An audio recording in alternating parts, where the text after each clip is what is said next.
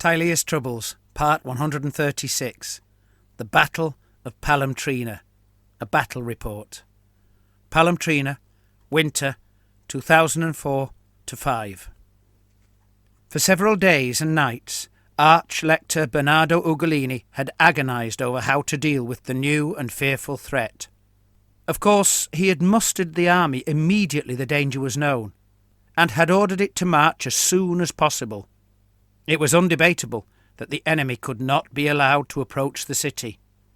They possessed a terror weapon, the likes of which, until its power was demonstrated at Campagrotta, was unknown in history, except perhaps in ancient, primeval times, when the gods themselves visited their destructions on the world. This new weapon could obliterate a city, or an army, or both, if the army were within a city. After deciding he could not risk the destruction of any Reman settlement, nor could he yield to the enemy's blackmail demands, for that would certainly entail further such demands and the eventual ruin of the realm, he marched the army directly towards the foe. Then, having been advised that to ensconce themselves in earthwork defences would simply allow the enemy to bring the terror weapon to bear upon them, he accepted that he must keep moving and face the foe in the field, as far from any settlement as possible.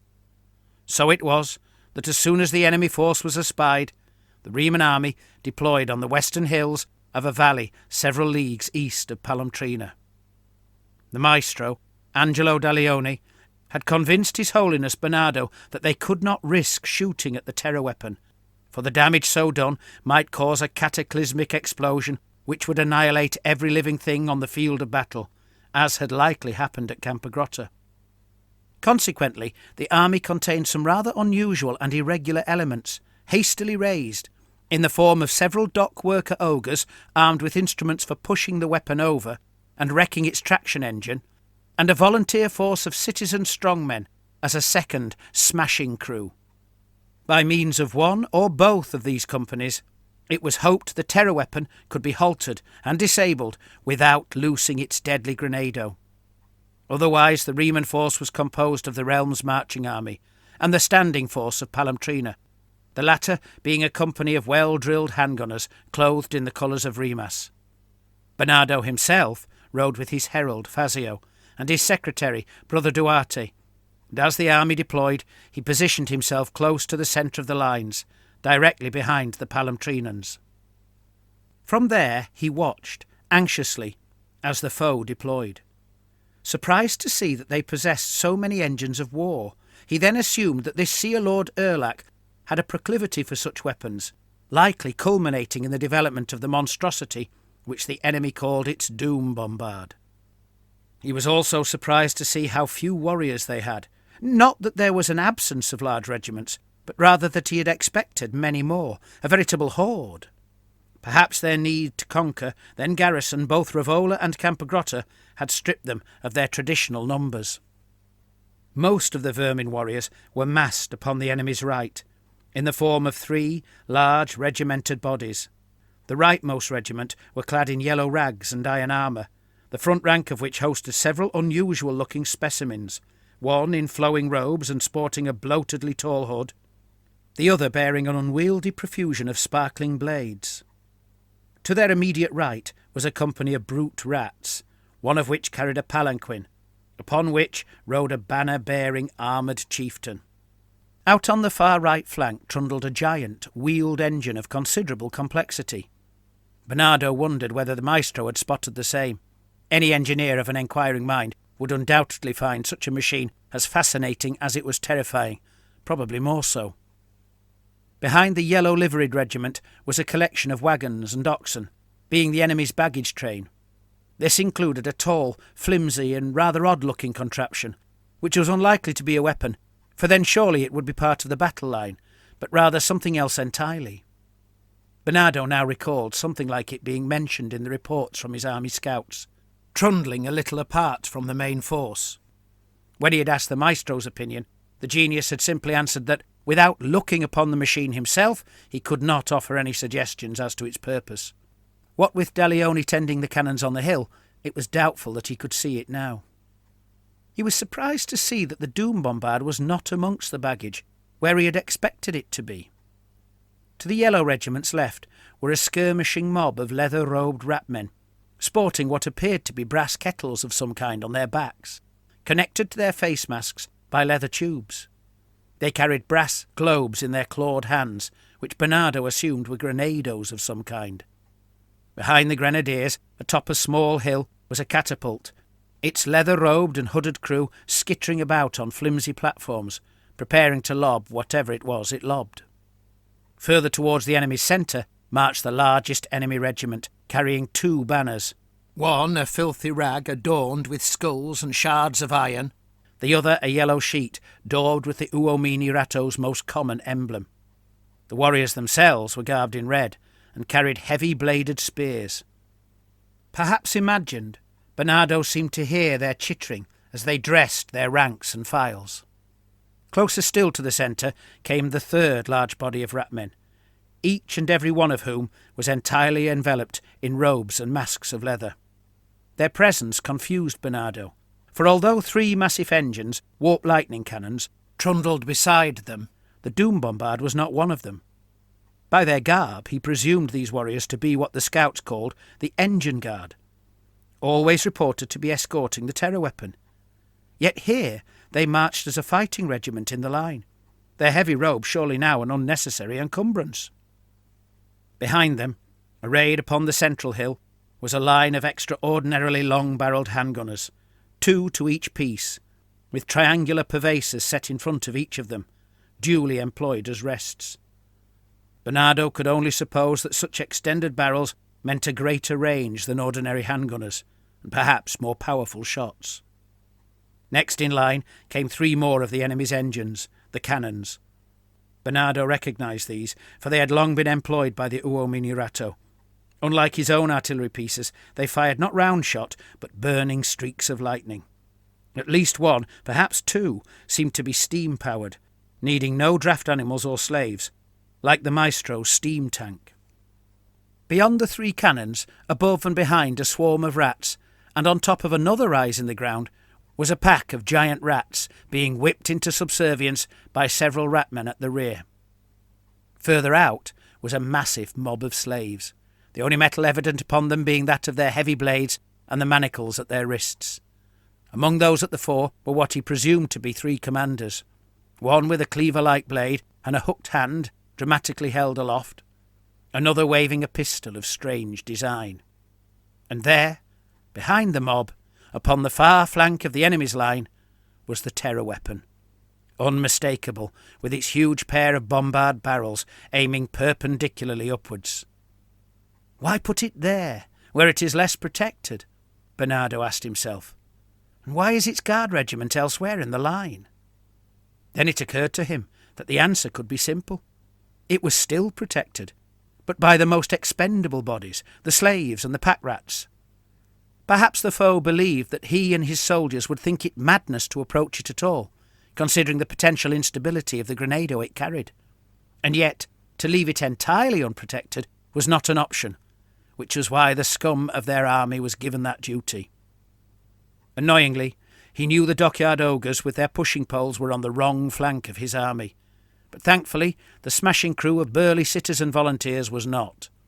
Hopefully they could get to the engine and topple it, and by Moore's grace he earnestly hoped that in so doing they would merely immobilise it and not cause it to explode. "Pray with me," he instructed Duarte. "The prayer for protection in battle." The 2 of them then intoned together, "Sancte Mor, defende nos in proilio, contra nequitiam et insidias hostium esto praesidium." Erlac surveyed the enemy before him, a little dismayed to see their numbers. He had been led to believe their army was weak, after its wars against both ogres and vampires, but what now stood against him did not seem so. He and his masters had worked for many years to foment those wars, hatching a complex series of schemes involving umpteen agents, vast bribes and assassinations. Once this battle was won, he would have to recall who exactly had reported the weakness and have them flayed. He was even more concerned that the enemy had chosen to fight. He had fully expected, considering what he had done to Campagrotta, that the Remans would plead for mercy and yield whatever he demanded. Yet here they were, in strength, prepared to take the field against him and his Doom Bombard. Perhaps there was a traitor in his army who had passed word to the foe. Perhaps instead Clan Scryer had tricked him and were colluding with the Remans. But no, as his runners came to report the shape of the enemy's deployment, he knew they were taking the threat seriously, for not only had they arrayed their very best warriors against the engine, there were also elements in their force that indicated an earnest intention to disable it. Before his eyes, for example, striding among the enemy's left wing, was a body of oddly armed brutes, for they carried not blades, but a brace of long poles terminating in wooden blocks, and a huge iron-bound club. He had wit enough to realise exactly what they intended to do, to topple the bombard, surely. More fool them, then, for arriving on the wrong flank, so far from the engine. Unless, he wondered, there was another such body on the enemy's right flank, perhaps more ogres or some other means of disabling it. He could just make out their artillery on that side, a brace of brass-barrelled heavy cannons atop a hill. Perhaps those guns intended to fire upon the bombard. Yet he could see their muzzles were currently angled towards the middle of his army. It seemed most likely that the foe would be somewhat trepidatious when it came to the bombard's destruction. If the maestro was with them, then surely such as he, having learned of the explosion at Campagrotta, would deduce the danger inherent in employing any form of shattering impact against such a bombard. Idiot fool, thought Erlac, his lips curling in contempt. He knows nothing. Indeed, he now wondered why Clan Scryer wanted the maestro so much, if the man-thing was too stupid to see what was truly what. His servants described the enemy's right flank.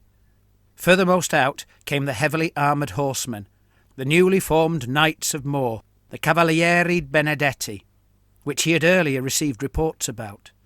These were meant to be among the finest men-at-arms not just in Remas or Tilea, but the whole of the western world. Proven warriors who had sworn vows to serve the men-thing's god of death in their latter years, before their strength waned. If the likes of them had been deployed against the bombard, then the foe surely was taking the threat seriously. Let them become caught entangled in the swamp mire of slave scum, he cackled to himself. It did, however, occur to him that the knights might be there quite by accident. After all, the ogres with their pushing poles had been badly misdeployed. Apparently, there was a body of burly men-things beside the mounted knights, lacking soldiers' arms and armour. Perhaps, he thought, the enemy's numbers are only so large because they have dragged every fit and able man-thing from their city, not just their soldiers.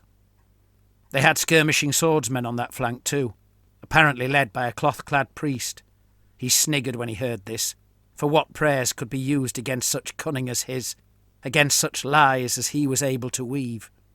Still, bullets and bolts would surely sting, and the enemy had no shortage of them. Not only did they have a large regiment of handgunners in their midst, they had crossbowmen galore. Indeed, so many that behind a large company of dwarven crossbows, atop a rise, there was a body of condotta crossbows able to launch their bolts right over the dwarves' heads. And before his own eyes, he could see more crossbowmen atop another little hill, the famous Cathaean mercenaries by the look of them, these able to shoot over the small company of pistoliers trotting up below them. And of course, there was the brace of heavy guns, able to fire upon almost every part of the valley. Erlac knew only too well what such pieces could do to massed ranks. Annoyingly, he also knew that their positioning, just beyond the crest of a slope, would only make it more difficult for his warp-lightning cannons to disable them. Seer Lord Erlac could see the enemy's main fighting strength very clearly, for they were to the left of the centre, and thus almost immediately before him. There was another Cathaean regiment, bearing polearms of an unusual kind rather than crossbows like their kin on the hill. Their standard bore one of Moor's keys, so they had likely been a long time in Reman service. Unlike most of the other regiments in the enemy's army, rather than drums they carried horns, the blaring of which sounded pathetic to Erlac's ears. A gloriously liveried regiment of foot soldiers bore not only their own colours, but what was likely the army standard. They bore great swords at the fore and halberds at the rear. A swaggering, plate-armoured captain commanded them, and even from a distance Erlac believed he could make out fear on the man's face. Perhaps the fellow was remembering what he had heard about Campagrotta, and so contemplating the horror that could engulf the entire valley. Another fool, thought Erlac, his eyes narrowing with glee. I have made fools of them all. The entire Reman line stood its ground, each body of soldiers maintaining their position, even the mounted companies. His Holiness, Bernardo, however, dismounted and joined the handgunners before him, ordering his mounted companions to join the baggage at the rear. From his new position he prayed for Moore's protection on the handgunners, and although he successfully summoned the blessing, he was overwhelmed by its manifestation and momentarily felt unable to pray further. Father Uguccione attempted to summon a similar protection on the Bravi beside him, but the enemy's counter-magics thwarted him. From the hill on the rightmost of the Reman line, the cannons were hauled about to aim right across the field towards the rat ogres on the far side. The first iron ball pierced 2 of the giant vermin, causing Warlord Gerthrak of Clan Scravel to squeal in fear and frustration. The second gun, after some careful adjustment by the maestro, fired along the same line. Its shot killed another 2 ogres and one of their packmasters, and in so doing cut Gerthrak's squeal short, as his fear took a more paralysing turn. Yet he did not run, for Seer Lord Erlac was close by, and he knew that to run now would surely mean his later capital punishment. The last surviving pack ogre was peppered with crossbow bolts from the Cathayan crossbowmen on the hill before them, while several of the engine guards in the centre of the line were felled by dwarven quarrels. Apart from Gerthrak, the rest of the Uomini Ratto were undismayed. The engine guard was so enclosed in leather and waxed linen robes that they barely noticed their comrades' demise. And those who saw what had happened to the rat ogres were simply happy that the guns had not been aimed at them. And so the army's right advanced in good order, with only the Globadiers holding themselves back a little. On the left, Warlord Budrajor of the Fidlash clan ordered the slaves to reform, reducing the front and adding depth, in the hope that they would thus stand their ground longer in the forthcoming fight. As this was done, the swarm of rats scurried forwards at full pelt to just behind the little copse of cypress trees. In the front rank of his bodyguard regiment, Lord Erlac decided it was time to show his power, not just to the enemy, but to his own servants, to let everyone know just how dangerous he could be. The enemy would suffer the consequences, and his own warriors would learn a valuable lesson concerning what he might do if they failed to please him. The little company of pistoliers seemed perfect for such a demonstration, and so he began by conjuring warp lightning to strike at them, killing 3 in a most horrible manner. The last 2 turned and fled. Not enough, sufficient, he thought to himself. I can do more and better than that. Turning his attention on the palace guard, he summoned a scorching flame to burst from the ground beneath them, eliciting an eruption of agonised screams as 10 of the armoured warriors burned to death. He was surprised at the ease with which he had cast the spell, but more surprised to see the enemy soldiers simply reform their ranks and files, rather than flee the field. Less dramatically, the engineer upon the far flank employed his magical ring to kill one of the Knights of Moor, saving the shot in his pistol for later. The Jezzails now spat their heavy bullets at the palace guard, and the engine guard's poisoned wind mortar team lobbed a grenade at the same, between them killing 9 more men. Eager to join in the destruction, the crew of the first warp lightning cannon were o'er-hasty in their mechanical operations, for they failed to strike the enemy, instead spewing a murderously hot bolt at the engine guard, killing 14. Somehow, those few who remained found the courage to continue, although that may well have been because their thoughts were somewhat frazzled by the vestiges of warp energy still flickering about their skulls. The crew of the second cannon, the biggest of the 3, failed to temper the steam, causing their engine to spin suddenly on the spot just as it was about to vent its deadly energies. The bolt released then damaged the third engine and roasted 6 of the giant rats. Despite the damage, the third cannon was the only one to fire on target, and sent a bolt to kill 2 of the ogres with long poles, leaving only the club-bearing one to blunder onwards. The catapult sent a missile arcing through the air to clip the Cathayan fighting regiment, killing only 1, yet the sight of the bursting boils blistering his flesh and the sound of his agonised screams caused the rest of them to turn and flee. The misfires and subsequent self-harm had not gone unnoticed by Lord Erlac. but he was happy enough to see the enemy injured. Before him, the palace guard were now but a handful, the Cathayans fleeing, and the lone ogre was pathetic to behold. The enemy's missile strength was not diminished, but surely it soon would be, now that there were so few fighting men to target on the left of their line. His confidence surged, and he found himself having to stop his mind a-wandering to what he could do to Remus when it was his to play with. Now was not the time, he thought, for such distractions. There was much more killing to do, and he wanted to enjoy the doing of it. On the far side of the field, the maestro Angelo Dalione was looking worriedly at the Doom Bombard. It had yet to move.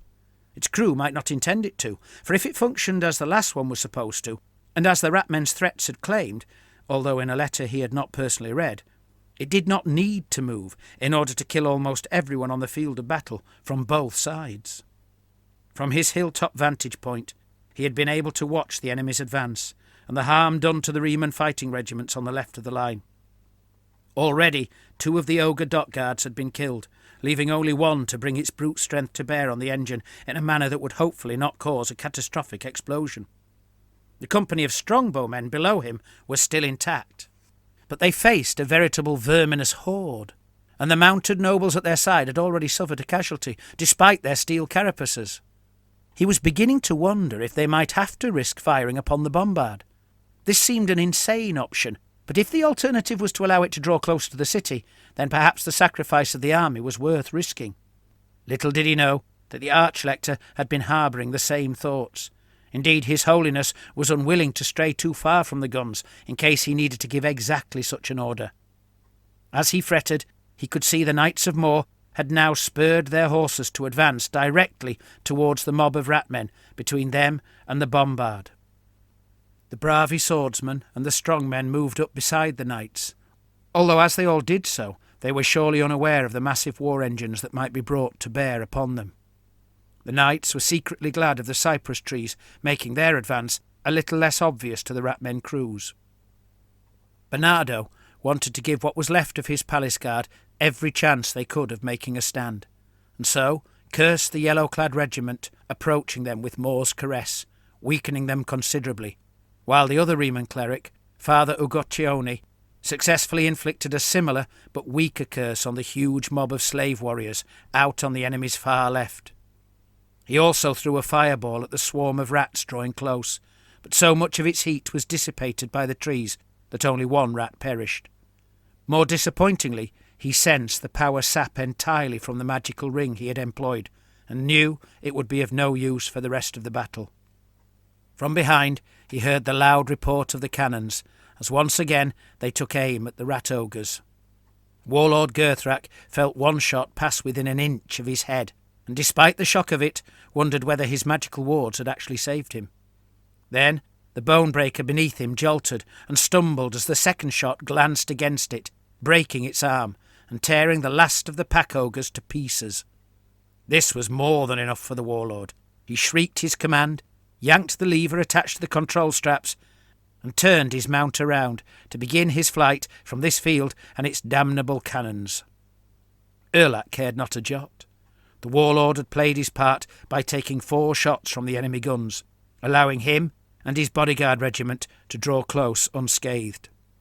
The Palomtrina handgunners volleyed at the engine guard, killing 3. Then the dwarf crossbow felled another 5, and the crossbowmen on the rise behind them laid low another 3. Only one engine guard remained, being the standard-bearer, along with the Clan Scrabble chieftain who had been commanded to lead them in this battle. Now there was nothing left to lead. The chieftain decided to make his way over to join Clan Scrabble's Yellow Banner regiment. The lesser warriors, slaves and giant rats, advanced cautiously on the left, as ordered by Warlord Budrajaw, who wanted to ensure no one got through to the bombard, while the swarms burst through the trees to set upon the bravi. Erlac, along with the main fighting regiments and the Globadiers, moved up cautiously, but did not yet attempt to charge. The Seer Lord was keen to see what more his army's missiles, big and small, could do, before he ordered his warriors to close on the foe. For now, he would try his magic again. While his conjured lightning was dispelled by the foe, he successfully scorched the handgunners, killing 6. Annoyingly, perhaps because the Archlector was with them, they showed no signs of panic or disarray. A rolling thunder of blasts came from behind, as the Jezzails fired upon what few of the palace guard remained, killing even more. Those now left seemed to present little threat, reduced to a mere handful. To Erlac's eyes, they were a pathetic sight indeed. 4 dwarven crossbows were killed by the clan Scravel's Spitfire gun, while the poisoned wind mortar and the catapult behind killed 11 Cathayans. More! More! thought Erlac, becoming greedily gleeful at the destruction. Then he heard the crack and fizzle of electrical bolts as 2 warp lightning cannons killed 3 of the noble knights, and a sharp snap as the engineer's pistol killed another. More than half of the noble order's members had been felled, having yet to bloody their lancers. Their manoeuvres revealed a lack of concern, and any grief writ upon their faces was hidden by their helms. They merely continued their advance, turning their trot into a canter as they drew closer to the foe. A messy struggle began between the verminous swarms and the bravi, while Erlac told his warriors to brace themselves for the enemy's charge.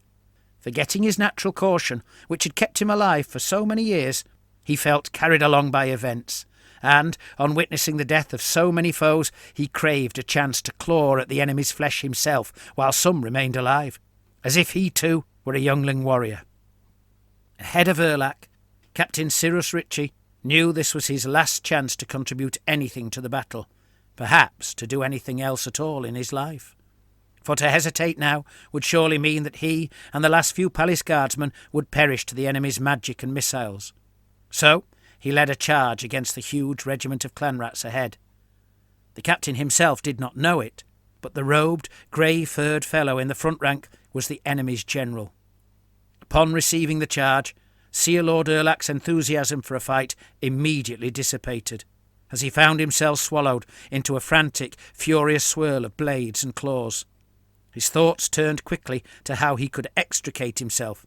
He now realised that he much preferred frying the foe with magical fire from a distance, and it had been a moment's madness that had planted the urge for close combat in his mind. Then again, there were so few of the enemy, and so many of his own warriors close by, not just his bodyguard, but also the Globadiers and Clan Scravel's fighting regiment, that maybe he could just edge his way back into the rank and file a little. Then surely the enemy would be beaten before any blades were brought to bear on him. Upon the far side of the field, Moore's blessed knights were as keen as Captain Ritchie to close on the foe as soon as possible, before any more of their number were laid low by warpstone-infused bullets.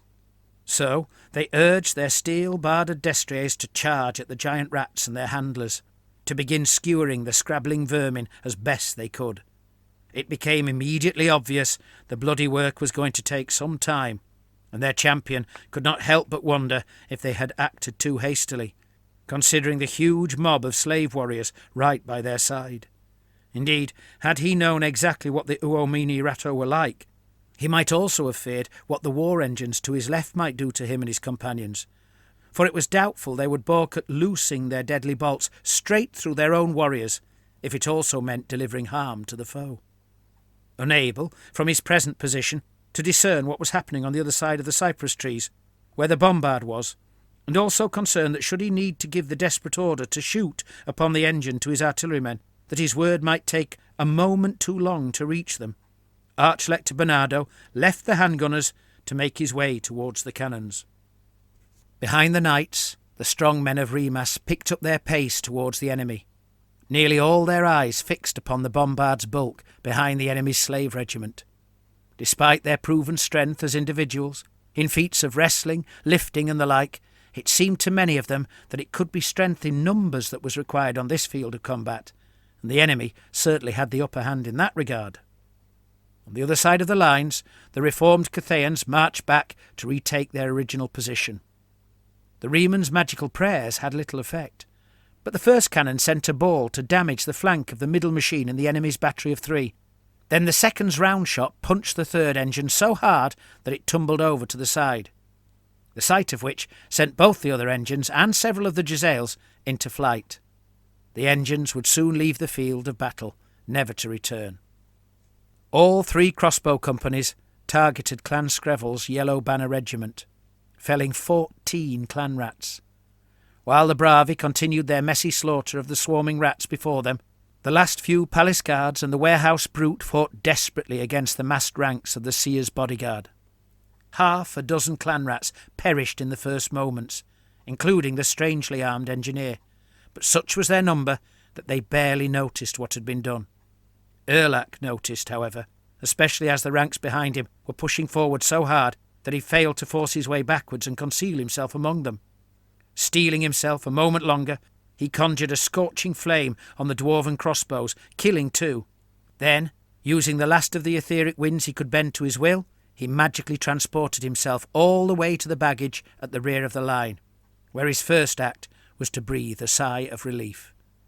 Clan Scrabble now charged into the Cathayans, while the Poisoned Wind mortar team decided they would attempt to add to the dwarves' misery by launching a grenado at them. The subsequent death, most horrible to behold, of one of the dwarves caused the rest to decide it were best they fall back very quickly and with little regard for order. As the noble champion of the knights had feared, the massive body of slaves hurtled into their flank. But not all the ratmen were miserable slaves. In their front rank strode Warlord Budrajaw of Clan Fidlash, as well as one of his chieftains and an engineer.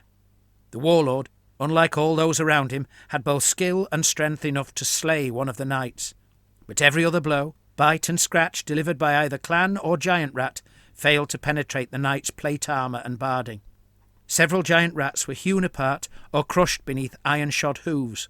But once again, sheer weight of numbers meant that men and horses would have to do a lot more to break the enemy's will to fight. Similarly, despite cutting down a few clan rats themselves, the palace guard were unable to make headway. Indeed, had they not been accompanied by Captain Tristano Tronoloni, the army standard-bearer, with his magically blessed banner gifting them an unnatural courage, they would certainly have broken and fled themselves. To the palace guard's right, Clan Scrabble's warriors killed 9 of the mercenary Cathayans, but so close was Tronoloni's army standard that the Easterners also felt its blessing, and they too, despite the vast disparity in numbers, found the courage to fight on. The Archlector strolled boldly up the slope, beneath the cannon muzzles, to join the maestro upon the top of the little hill. "I know why you have come, your holiness," said the maestro. Bernardo answered only with a sigh. Then the two of them looked over to the bombard. They watched as the city's strongmen charged into the flank of the huge mob of slave rats, and saw also how the bravi, having finally killed the last of the petty vermin, failed to get to the giant rats through the trees. "'Tis not over yet," offered the maestro. "The enemy are base cowards, and all might yet flee if put to any real trouble. That would leave a way through to the infernal engine." A handgun volley's blast distracted the two of them momentarily, as the warp-fire thrower was felled, while the demise of the rattling crew, brought about by the crossbowmen on the neighbouring hill, and the killing of 2 of the Globadiers by the Cathayan crossbows, was not audible to them. "Have a care!" cried one of the gunners close by, followed by the blast of both guns, which struck down another 2 of the Globadiers. Warlord Budrajaw decided that fighting unarmoured men would be a bloodier sport than scratching against plate armour, and so moved over to the slave's left flank, where he gleefully struck down 2 of the foe. But the rest of the combat was not going the ratmen's way, for both the knights and the strongmen were far superior in fighting ability to the slaves and giant rats. Another knight succumbed to one slave's lucky stab with a rusty blade, but now that they were flanked, the slave's confidence was shattered, and when several of their number were bloodily felled by the strongmen's hammers and a knight's blade, their enforced will to fight transformed instantly into a desperate urge to escape. In a moment, the ranks and files explosively disintegrated as slaves burst out in all directions, even killing one of the strongmen in their flight. As the last 3 knights rode down the giant rats, the strongmen, running a parallel course, suddenly found themselves facing the Doom Bombard. "There, maestro," said Bernardo. "We are gifted a chance. Now we shall see if those brave fellows have sufficient strength to topple the engine."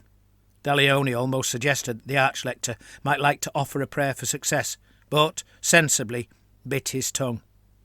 His Holiness was no stranger to battle and did not need advice. Besides, the maestro knew how hard it had been for the entire army council to consent to his instruction that the Doom Bombard must not be fired upon in any way whatsoever, and that instead it should be toppled in such a manner as to minimise the potentially catastrophic damage to the great iron barrels and the grenados within. To cast doubt on his own plan, by suggesting prayers were needed for success, did not seem reasonable. On dispatching the last of the Cathayans, Clan Scravel immediately charged the reforming dwarf crossbows, while the fight between the bodyguard regiment and the palace guards ground on, with neither side yielding. It did not help that the clanrats were afraid of the giant club-wielding ogre. What they did not know was that the surviving globadiers were moving around them, considering whether to lob grenados in, regardless of the injury that would be caused to their own kind. The engineer driving the wheel that pushed the bombard suddenly felt quite alone. But he still had a trick up his sleeve. He could see the strongmen were intent on closing on him, and he knew that his wheel had no means of discharging bolts of energy, as its counterpart on the far side of the field could do. He decided he would do the only thing he was capable of, yanking back on the steam regulator to send both wheel and the attached bombard lurching forwards to plough into the men. 5 strongmen were messily crushed by the unexpected manoeuvre, so shocking the remainder that they turned to flee away. "More helpers!" exclaimed the Archlector impulsively. "Who will stop it now?" Upon the other side of the field, Lord Erlac had leapt magically across to the Jezzails, where he too was considering a similar question. He spotted the brightly liveried knights, and saw how they were turning, no doubt intent on assaulting the engine. "Fools!" he laughed. "More than fools!" The satisfaction that his plan had worked meant he momentarily forgot the rest of the field. To see the enemy's best warriors led into a silly yet deadly dance by the bombard was such a delight to him. Still, their deaths needed to be brought about, and so he invoked lightning to strike at them, cooking one like flesh meat dropped onto a red-hot griddle pan. So cruel was his pleasure that he almost felt like dancing. Clan Scravel so mauled the dwarfs that they broke and fled from the field, with the warriors running after them until their chieftain brought them to a halt. Yet the much-reduced bodyguard regiment was not so fortunate, as its will to fight was finally broken. The clan rats turned to flee, and were cut down by the palace guards' greatswords. The last few surviving men and the lone ogre now found themselves in open ground, with the globadiers watching them from a little distance. As the strong men loped away, one shouted, "If we don't stop it, everyone in Remans could die!" Shamed and angered in equal measure, they all stopped running, turned around and, a little out of breath, hefted their motley collection of weapons to try again. Caught up in their own concerns, they did not notice the bravi emerging through the cypress trees to their left, Father Uguccione among them. Seeing how badly the strongmen had been mauled, those bravi now turned to head towards the engine themselves. Beyond the bombard, the last of the cavalieri were also intending to have a go at toppling it. The Cathayan crossbowmen on the far left flank saw how the globadiers were threatening the 2 captains, and so loosed their quarrels at them. The Reman cannons attempted to shoot the catapult and the strange engine in the enemy baggage, but both shots went astray. The maestro was not really tending his assigned gun, instead considering if and when they would be forced to risk a shot at the bombard. Clan Scravel's fighting regiment, having finished off the dwarfs, now wheeled to face the crossbowmen on the hill. The chieftain commanding them was grinning at the thought of tearing down the enemy line, breaking each company they encountered on the way, while none had a chance to bring their crossbows or handguns to bear. Similarly joyful, and laughing maniacally, his hysterics born of cruel glee, the engineer controlling the bombard's tractor wheel once again drove it into the strongmen. Another 5 perished from the crushing impact, and, as if doomed to repeat the same horror over and over, the last few fled. Having watched the knights, and allowing himself to act o'er-hastily, indeed recklessly, Erlac fumbled and failed to conjure any further lightning to strike them. He cursed, then remembered where he was, and who was beside him. "Hurry, quick!" he screamed at the Jezzailers. "There, shoot, kill!" This they were happy to do, felling both knights. Erlac's confidence returned. Everything he had planned, despite the deaths of many of his pathetic servants, was coming to fruition. Soon Remas would be his plaything, and he would have achieved what none of his kind had achieved before. Below him, upon the somewhat depopulated field of battle, the warp-fire team spat their burning liquid to scold the ogre, while the mortar team thought to deliver another grenado upon the enemy. This was not to be, however, as the grenade jammed, and for a split second they froze, both realising what that meant. Their terror was cut short, however, when they disappeared explosively. As the mercenary crossbowmen on the hill nervously reformed to face the vicious mob below them, Father Uguccione led the bravi in a charge on the Bombard's flank. There they began hacking and stabbing as best they could, trying to avoid a multitude of sharp barbs and grinding gears as the wheel turned, as well as the fizzing spits of warp energy flicking about the hull. They thrust their blades through every gap as it appeared, hoping to stab the driver, who squirmed and wriggled in the engine's midst to make it difficult for them. Several sword blades snapped or bent as their wielders failed to withdraw them quickly enough as the wheel turned. His Holiness Bernardo prayed to Moore to weaken the engine, and again sensed his words fail. But not so Father Uguccione, who felt the power of a curse flow through him to caress the machine. Watching their frantic activity, Lord Erlac was suffused with satisfaction. A voice in his head went round and round, "Fools and fools and fools!" He barely noticed as a round shot crossed the field perpendicularly to strike at Clan Scryer's finding engine in the baggage, smashing through and toppling it in the process. The Archlector's attention was also fixed on the Bombard. He could see the brave volunteers before it, despite the terrible injuries done to most of them, had once again regrouped and were about to join the bravi in their attempts to disable and capture the engine. The Maestro, however, was suddenly distracted by a niggling concern. For once, not about the engine, at least not directly. Instead, he found himself considering what more the enemy was doing, how else they might be intending to bring ruin upon Remas and its army. He suspected something was not as it seemed.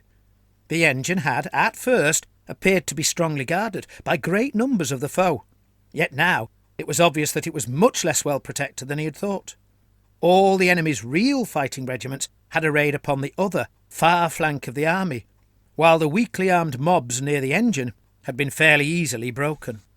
His eyes scanned the field as he sought a solution to this riddle, and his attention was immediately drawn to the hill upon which the long-barrelled Jezzails were stationed.